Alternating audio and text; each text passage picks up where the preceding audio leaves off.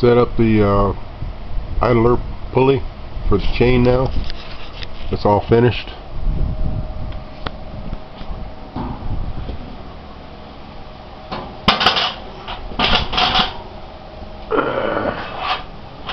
Got a tensioner on the back side of it. It's slotted on this piece for the two bolts to slide back and forth.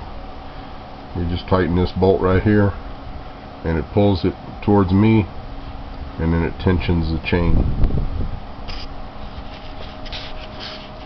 That part's done. Now on to bigger and better things.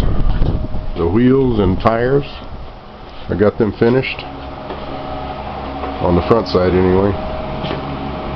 I got it all put together. Axles are threaded, drilled,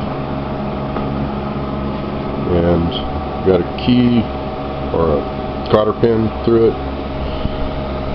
The seals in, bearings are greased. Got it all torqued down. So this shaft is ready.